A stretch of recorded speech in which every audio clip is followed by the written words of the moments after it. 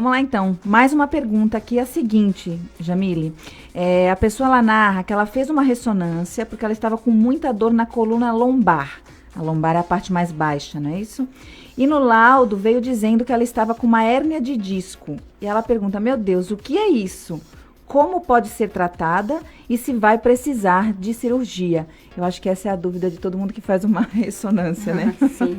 Só lembrando aqui que quando fala lombar, né, nossa coluna, gente, ela tem várias regiões, né? A coluna começa desde aqui da cabeça, desde a base do crânio e vai até aqui o cóccix, né? Até aqui embaixo, perto do fiofó.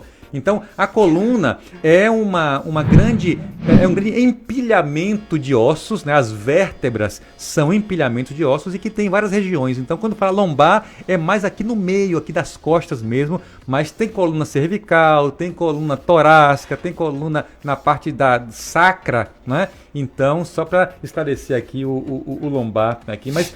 Jamile, e aí? Explica pra gente aí o que vem a ser essa hérnia aí, o que a pessoa falou que é a ressonância, fez uma ressonância que teve ela tinha uma dorzinha na coluna, ela fez a ressonância e detectou que ela tinha uma hérnia. Aí ela quer saber o que é uma hérnia e quer saber como tratar e se é necessário a cirurgia. Então, o que é uma hérnia, né? O que é uma hérnia? O que é uma hérnia? Como o Dr. Ronald aqui já iniciou, a coluna ela é um empilhado de ossos, né? Cada osso desse, ele vai se articular, ou seja, ele vai ter contato com outra estrutura chamada disco, que fica entre uma vértebra e outra. Esse disco, ele é responsável por absorver o impacto. Colchãozinho? É um colchãozinho. Uma almofadinha. Uma almofadinha. Exatamente. Uma almofadinha que uma das funções dessa almofadinha é absorver os impactos do dia a dia, diminuir a possibilidade de lesões para essas vértebras, melhorar essa articulação, essa dinâmica de movimento da coluna. Então, ela tem uma estrutura que ela tem que ser responsável por essas funções. Então, ela tem, vamos dizer assim, uma estrutura que é meio paradoxa, meio contrária. Ao mesmo tempo que ela tem que ser rígida na sua estrutura, ela tem que ser maleável, mole, que a gente chama de um núcleo que é mais pulposo, que é mais líquido, mais fluido, né? E essa estrutura, como ela tem a estrutura mais rígida na parte externa, ela pode se romper de acordo com o dia a dia, as atividades, as microlesões que a gente vai tendo de acordo com os anos. A idade vai passando. A carcaça não é mais a mesma, né? Idade, microtraumas, desidratação desse disco, porque como ele é gelatinoso, ele pode ir desidratando ao longo dos anos, isso pode ser um fator também que pode levar. Então, essa estrutura interna, ela sai, né, do núcleo, do disco, e ela ganha outras estruturas. Então, forma uma herniação, né? Uma estrutura que ela não deveria estar ali, ela deveria estar contida no disco, ela sai. Como a coluna ela é cheia de outras estruturas ali na sua formação, e uma dessas estruturas e um desses segmentos são os nervos e a medula, esse núcleo que saiu, que extrusou, ele pode pegar essa região e pode comprimir esses nervos. Né? Então, a hérnia do disco nada mais é do que uma deformidade do disco que vai gerar uma nova forma, né? O disco ele ganha uma nova forma e ele pode estar se comunicando com estruturas que eles não deveriam. Pode apertar um lugar que não era para ser apertado. Exatamente. Quem está acompanhando aqui o Saúde e Verdade pelo Facebook, tem aqui a imagem que o Elton Almeida está colocando, está muito didático ali. Então seria assim, imagine que o disco fosse essa almofadinha circular e a hérnia é como se fosse uma orelhinha do Mickey, é uma projeção assim, ou a câmara de ar que faz aquela laranja assim, que se projeta além do que seria a forma normal, e essa orelhinha, essa bolotinha, esse continuamento dela pode apertar um nervo onde não deveria apertar, e aí dói pra caramba, viu, gente? Posso garantir. E no meio desse empilhado de ossos, como vocês bem falaram, tá nada mais, nada menos do que nosso sistema, nossa medula, né? De onde parte exatamente todo o comando pro corpo. Por isso que dela partem tantos nervos, né? Exatamente. São as saídas das raízes nervosas, que a gente chama, né? Onde vai dar os comandos de sensações e movimentos do corpo. Então, ou seja, é o centro onde comanda praticamente todas as funções, né? Então, imagina essa estrutura tá danificada. Então, vai gerar muito desconforto. Na pergunta aí, se eu me lembro, ele pergunta se isso poderia ser cirúrgico. Ele pergunta se pode ser tratado ou se precisa realmente só a cirurgia seria a opção. Certo.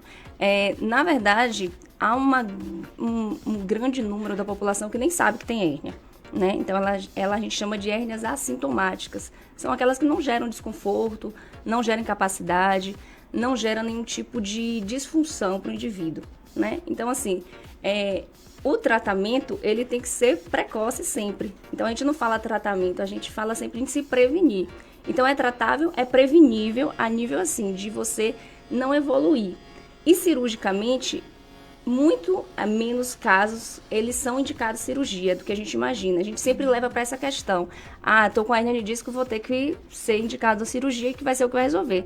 Mas muitas das hérnias, elas têm uma redução, uma melhora com tratamentos mais conservadores, né? Naquela fase mais agudizada, a gente costuma ver mais o uso de medicamentos, que foi como aconteceu com o Dr. Ronald, repouso relativo, para depois a gente começar os tratamentos dentro da fisioterapia, que aí a gente tem um leque muito grande de alternativas, desde a RPG, a pilates, a técnicas mais específicas que são aplicadas na coluna, na busca da funcionalidade, na diminuição do quadro álgico, que é esse quadro mais doloroso inicial, né, que é a fase mais aguda.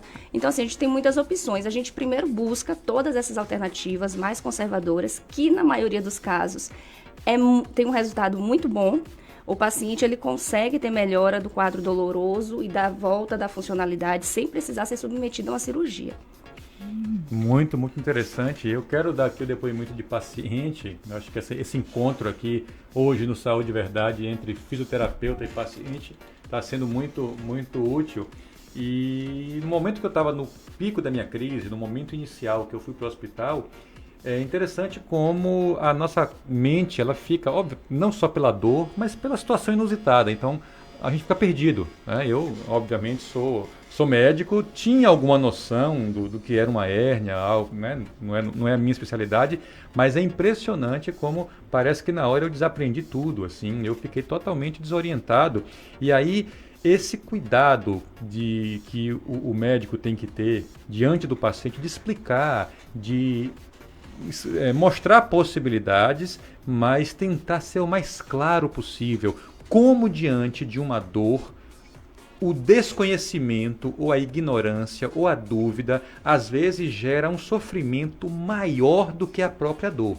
Entenda, eu estou dizendo que eu sofri pela dor e eu sofri por estar perdido, por estar desorientado em relação ao entendimento. Se era o caso de operar naquele dia, operar no dia seguinte, se a minha chance maior era de não operar. Então eu fiquei alguns dias, eu diria até, sem que algum profissional dos que me atenderam parassem para me olhar como um aluno e dizer assim, olhe, vamos retomar aqui do começo, explicar o que é a hérnia e te dizer quais são as possibilidades. Então, faço um apelo a todos os profissionais de saúde que lembrem-se de se comunicar, de explicar o que está acontecendo na linguagem do paciente. Pode ser um pouco mais fácil, um pouco mais, menos fácil, mas tirar a ignorância, tirar o desconhecimento é um fator que alivia muito o sofrimento. Porque, eu repito, diante de uma dor, a gente sofre pela dor em si e pelo medo do que significa aquela dor e qual será o nosso futuro. Isso vale a pena sim reforçar. E muitas vezes para os profissionais de saúde, aquilo é um ato repetitivo. Ele disse isso para o paciente 1, para o 2, para o 3, para o 10, para o 20, para o 1000. Só que cada paciente é único e ele precisa repetir com paciência, com calma, porque às vezes essa explicação faz toda a diferença na questão do sofrimento, acalenta e o paciente começa a entender um pouco mais.